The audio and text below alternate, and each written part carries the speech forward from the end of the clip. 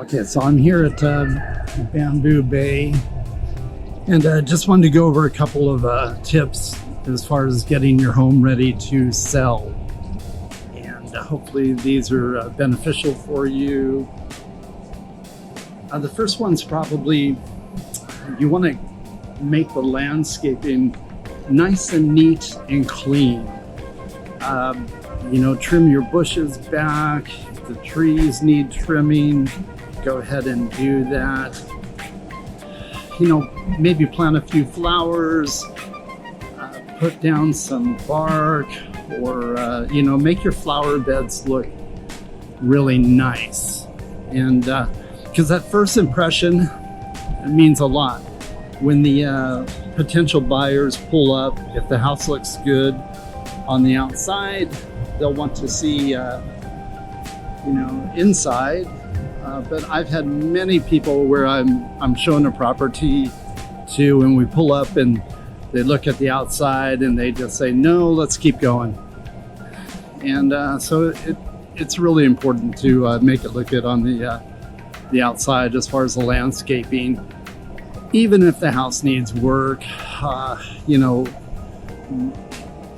the couple $100 you spend cleaning the outside up can actually bring you in thousands more on the sales price. So it's really important to do that. Second thing is inside the house, you want to go ahead and do a thorough cleaning. Make the house look good and super clean inside.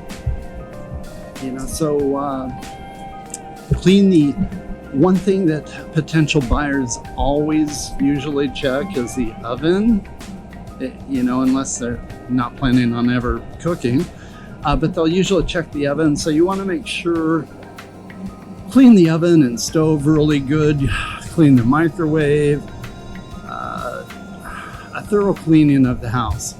It needs to be really clean. And let's see. Next thing I would say on the inside of the house is if the paint, you want to have a neutral color on the paint. It should be an off-white. Usually, you can have a different color trim, something fairly neutral, like a light gray, something like that. But you want it to appeal to the vast majority of people. And so fresh paint inside if it needs it, or if you have really bright colors, go ahead and just a flat white is always good, or eggshell white, something neutral, something bright. And then make sure the windows are clean. And if the house is dark inside, go ahead and remove whatever furniture is blocking the light from coming in. Go ahead and remove it, if you can. Take the pictures down off your walls.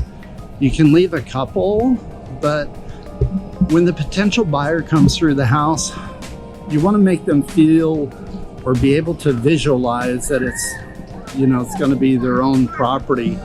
And sometimes it's difficult for people to do that if you have every wall covered with pictures of yourself or your family.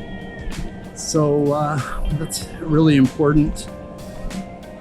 And then there's certain things that you will get your investment back in, on preparing the home for sale. Two of those things that are really important will be carpet and paint.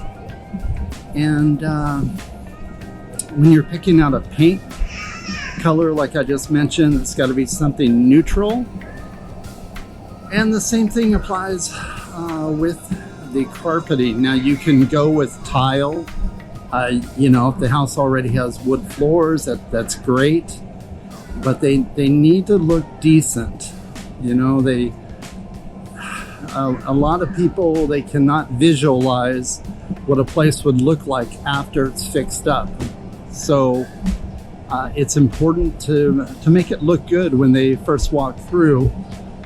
If you're picking out carpet, go ahead and go with an inexpensive carpet is usually best. No need to spend a lot of money. Go with an inexpensive, if you're in the US, you'd call it an inexpensive FHA grade carpet. And then go with a thick pad. And make sure that your carpet installers remove the old pad. And if there's any stains on the flooring below the pad, if there have been animals in the house, then they can apply something to the cement to remove those stains or take away the smells. And that way when the potential buyers come through, the house will smell nice and fresh, and it will be fresh. So go with the thicker pad and the less expensive carpet. Much better than going with really expensive carpet, because there's always a chance that new buyer is not even going to want to have carpeting.